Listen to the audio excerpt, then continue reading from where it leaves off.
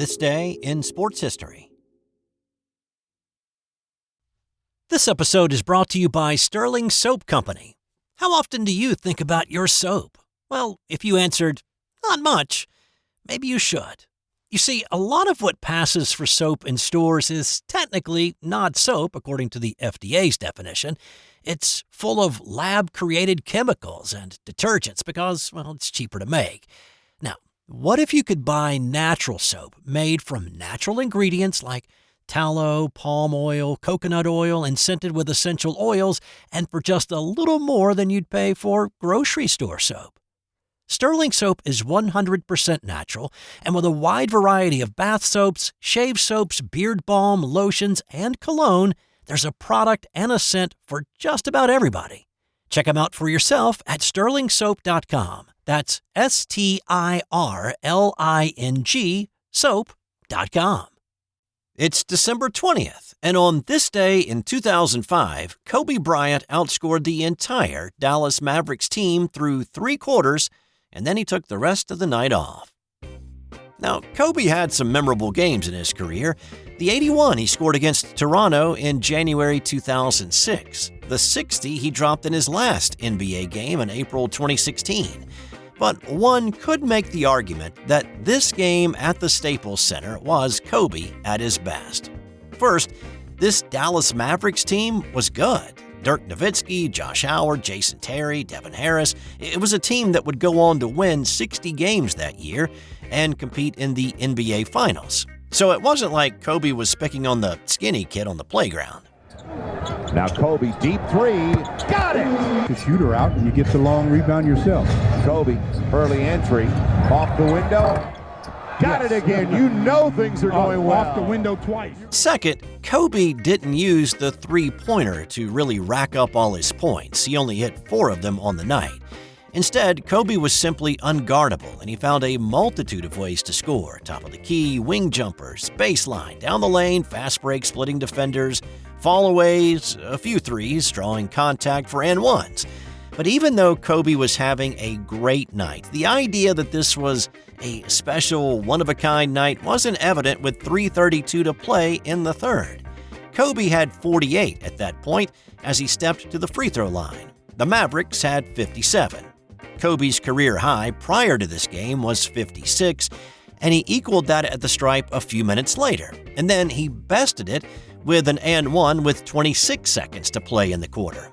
And then with 4.4 seconds left in the third, he pulled up from the right wing and drilled this three. Now Kobe for 3. I don't believe it. Incredible. 95, 61. Adds to his career best. 62 for Kobe. I take it back. He is good, but he has more than Dallas has. Kobe threw 3, acknowledging the crowd on their feet, and he has outscored the Mavericks at the end of the third quarter. An off-the-mark half-court heave from the Mavericks as time expired, and it was Kobe 62, the Dallas Mavericks 61. Of course, it helped that Dallas only put up 17 in the third quarter, and they were outscored by the Lakers 42-17 in that span. LA led by 34 heading into the final quarter, and so with the game well in hand, Kobe opted to sit out the final quarter, telling assistant Brian Shaw that he had another night like this ahead of him. And of course, he was right. His 62 was his career high at that point, and it was his career high for just a short period of time, until his 81-point night against the Raptors a month later. The Lakers won the game 112-90. Kobe was the only Laker in double figures, hitting 18 of 31 from the field, 4 of 10 from 3, and 22 of 25 from the free throw line. And it's still the only time in NBA history that one player outscored an entire team through 3 quarters. On this day in 1980, NBC Sports broadcast an NFL game without any announcers. So this was an experiment concocted by NBC Sports executive producer Dan Ohlmeyer. Ohlmeyer was an innovator who had produced and directed broadcasts for many years. He won 16 Emmys for his work in his career, and he's a member of the Sports Broadcasting Hall of Fame. This was a season-ending game between the New York Jets and the Miami Dolphins. There were no playoff implications. Neither team had any hope of making the postseason. And as Ohlmeyer said, it was a dog of a game, and he was trying to come up with a way to encourage fans to watch it. Ohlmeyer had the belief that announcers talk way too much anyway, so why not let the picture, the ambient sound at the stadium, including the public address announcer, and some graphics tell the story? There were a lot of people who hated this idea from the start. Dick Enberg was one of those guys. Of course, Enberg, the longtime sports announcer, had a little skin in the game, and he was hopeful that this horrible idea tanked, saying of Ohlmeyer, he was flirting with the rest of our lives. What if this crazy idea really worked? NBC's Bryant Gumbel hosted the pregame show, and he alerted viewers that they were in for a different kind of experience before putting down his microphone, walking away from the camera and into the Orange Bowl. Ohlmeyer attempted to enhance the experience by putting microphones around the stadium, but he couldn't get them close enough to actually hear quarterback signals. They also instructed Orange Bowl PA man Bob Kaufman to embellish what he would normally say after each play. However, there was one glaring omission, even though the technology existed to actually implement it. But there was no constant score bug graphic or a shot of the game clock. That actually didn't make its debut until 1994, when Fox started broadcasting NFL games. Now, there were also pre-recorded interviews that Gumbel had done with Miami coach Don Shula and others. But when those interviews were dropped into the broadcast, they lacked context, and they proved to be distracting. The overall response was mixed. NBC logged a fan reaction of about 1,500 people, with 62% in favor of the announcerless broadcast. Now, that could probably be written off as just the novelty of it, but to a lot of folks, it did feel like something was missing. Enberg was happy to get back on the air, but admitted that this little experiment actually made him a better announcer, saying that there would be times when he would think, let's not talk. This moment is special, and we don't need to talk. Let it play. On this day in 1996, three-time Indianapolis 500 winner Bobby Unser went missing during a snowmobiling trip with a friend. Unser and Robert Gayton started out on their snowmobiles in Chama, New Mexico. When they revved up the engines and got going, it was a beautiful, sunny day. They got about 9 miles into their journey when the snowmobile that Gayton was riding broke down. And that's when the bad weather started to move in as well. Unser put his friend on the back of his snowmobile with the intent to head home. But strong winds started whipping up the snow, causing a ground blizzard, and they got lost. Unser and Gayton were stranded out in the open with very limited supplies for 2 harrowing nights in bitterly cold temperatures. We're really sick. Robert's better than I am for sure. But by then, I'm vomiting blood. So I knew that I was getting pretty sick. And Robert was so tired, he had accepted death. That's a terrible thing to say, but he leaned up against a tree and couldn't go anymore. They did what they could to stay alive until the weather cleared and a search and rescue team from the U.S. Forest Service found them. Unser was incredibly grateful until he got slapped with a citation. After staring death in the face for 48 hours, Unser and Gayton were accused of snowmobiling in the federally protected Colorado South San Juan wilderness, which was punishable by up to 6 months in jail and a $5,000 fine. He was found guilty, with appeals to the verdict going all the way to the U.S. Supreme Court. SCOTUS refused to hear the case, so Unser was convicted but ultimately only had to pay a $75 fine, and he spent no time in prison. Also on this day in 1981, the Winnipeg Jets' Doug Smail scored the fastest goal in the modern NHL era, lighting the lamp just 5 seconds into the game against St. Louis. His goal equaled the mark set by Merlin Phillips of the Montreal Maroons in 1923. I just can't imagine that timekeeping was quite as accurate in 23 that it is now, but that's what the record book says. And now it's been done twice since, with the Islanders' Brian Trottier doing it against Boston in 1984, and then Buffalo Sabre Alex McGillney in 1991.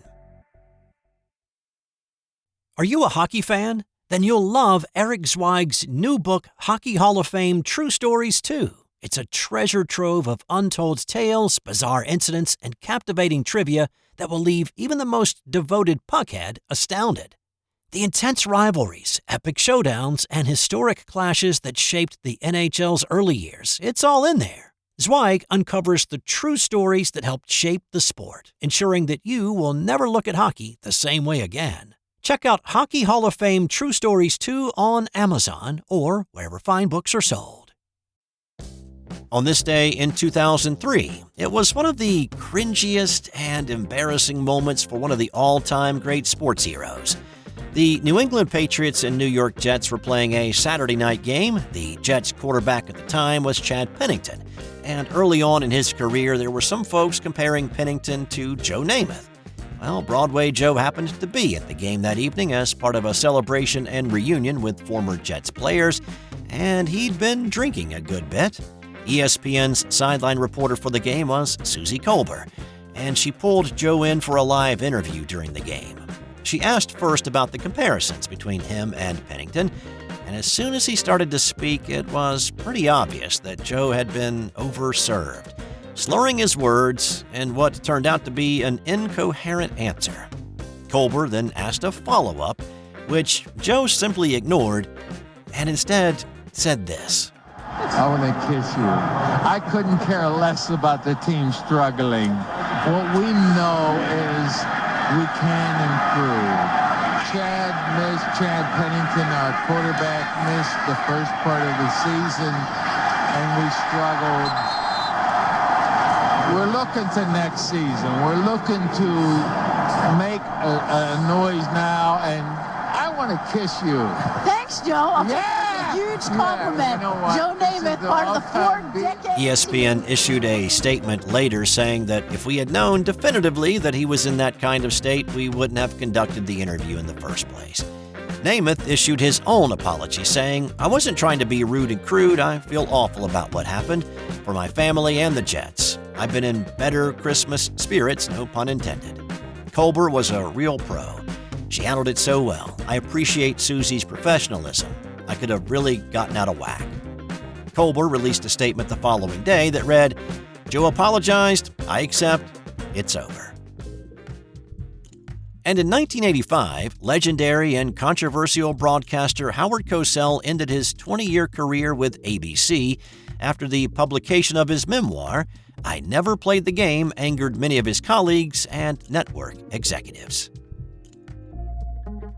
Time now for today's That Doesn't Have Anything to Do with Sports fun fact. Mistletoe gets its name from the Old English term that translates into poop stick. What did you say? Say what? Folks thought that the berries grew where bird droppings landed in trees. So keep that in mind if somebody wants to smooch under the mistletoe this holiday season. What you talking about, Willis?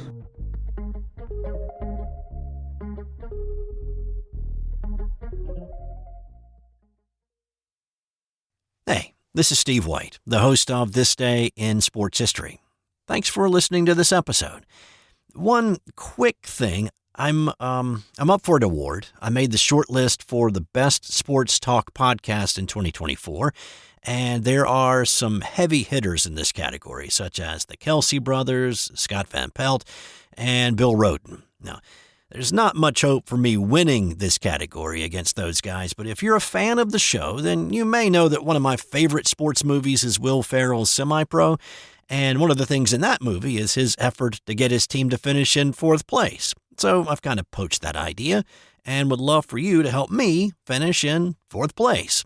I put a link in the show notes that will take you to the page where you can vote. You can only vote once in the category, so if you would cast your vote for my podcast, that would be awesome.